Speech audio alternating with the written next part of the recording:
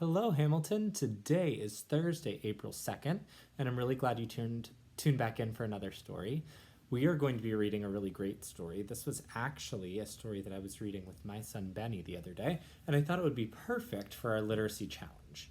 So, I'm going to be reading a story called Hideaway Husky. I know it's not really the right season for this story, but it's a really good fiction story. We're going to be reading it, and as we're reading it, I want you to think of all of the different elements of fiction that you hear in this story. So, we're trying to think of the characters in the story, what the setting is, the problem, what goes wrong, the turning point, how it starts getting better, and the solution. Okay? If you're in some of the older grades, you might be thinking of the climax in the story, the resolution, some of those terms. Okay? So let's see if we can go ahead and get started with Hideaway Husky. This is written by Lisa McHugh. Pa was a little hideaway husky. He lived in Alaska on a husky ranch with a family who trained some of the biggest, fastest, strongest sled dogs. For a husky, being part of a dog sled team was a great honor.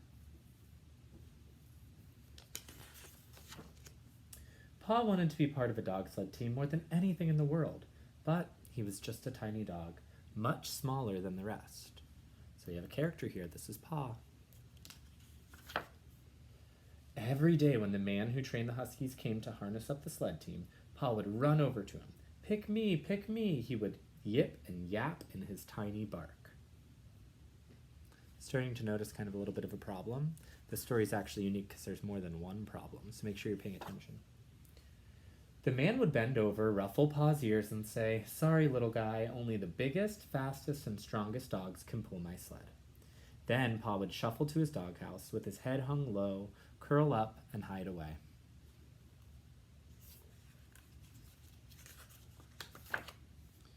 One day, Pa was playing in the snow when Alex, the little boy who lived on the ranch, marched past dragging a green sled.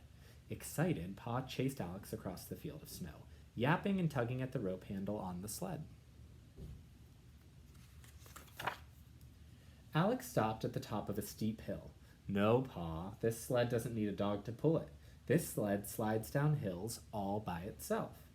Then whoosh, Alex soared down the hill, leaving Pa in a spray of snow. Pa trudged home and slunk to his corner to hide away.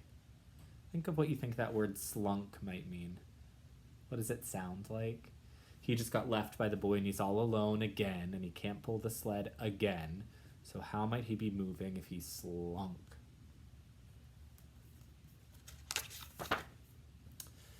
It was evening when the dog sled team returned home. The man had just begun to unleash the dogs when his wife ran to him. Pa heard her say that Alex had not come home. Remember, Alex was the little boy who went sledding. "It's dark now, and it's snowing very hard. Alex's footsteps are probably all filled in," she said. She was very worried that Alex was lost. So we kind of had a problem at the beginning with Pa and the sled. And now a bigger problem is happening, right? With Alex. I like how you're keeping track of the characters, what's going on in the story.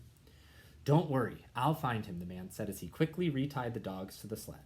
Pa dashed over, barking. "I know where Alex is," he yapped. But the man pushed him aside. "Not now, Pa," he scolded. "I need the biggest, fastest, strongest dogs to help me."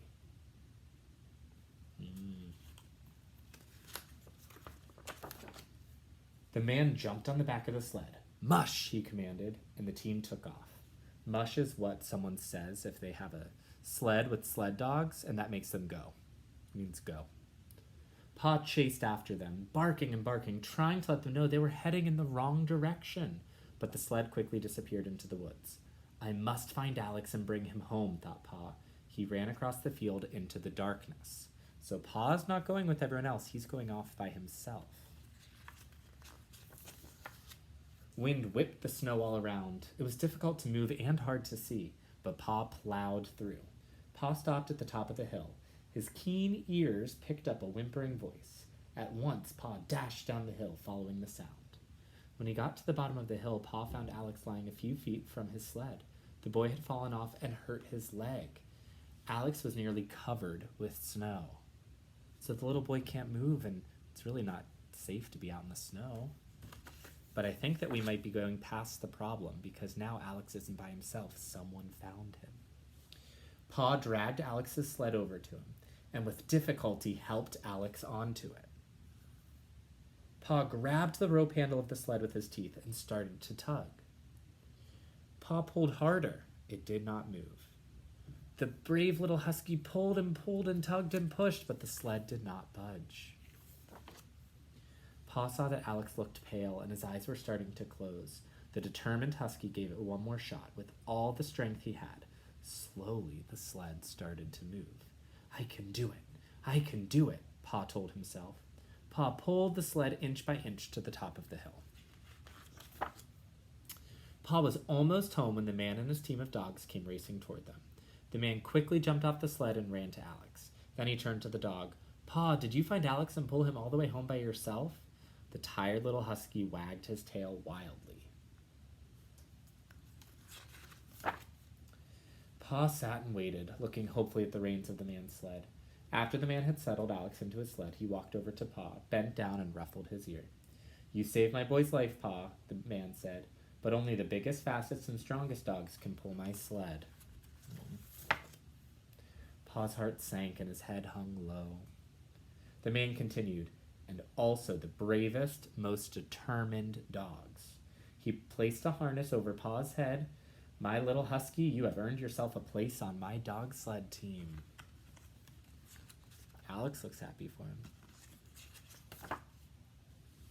Pa proudly joined the rest of the husky team and helped pull the sled the rest of the way home. The end. All right, so for the challenge, you're thinking of all of those different elements of fiction in that story. That was a make-believe story. It wasn't true.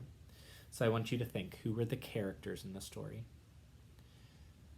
What was the setting? Where were they? Which season was it? Daytime, nighttime, inside, outside, all of those different things. What was the problem? What went wrong? What was kind of the turning point? How did it start getting better? And what was the solution? How did it get fixed in the end? And we kind of talked about how our story had two problems. And they both kind of had the same solution, right? So I want you to think about that. See if you can explain this to someone in your house. Talk about all those different elements of fiction. If you're in one of the older grades, maybe you can think about using some bigger terms for those words, like the climax of the story or the very, very peak of that mountain. The resolution, how it gets fixed. I also want you to think, if you remember how to make a plot diagram like you've done in school, draw one. Fill out all this information. That's a great way to keep all those literacy skills working in your head. Hamilton, thank you so much for tuning in for another story. Tomorrow's Friday. We're going to have a great story then, and I'm excited to read with you some more. So I hope you have a great day, and happy reading. Bye, Hamilton.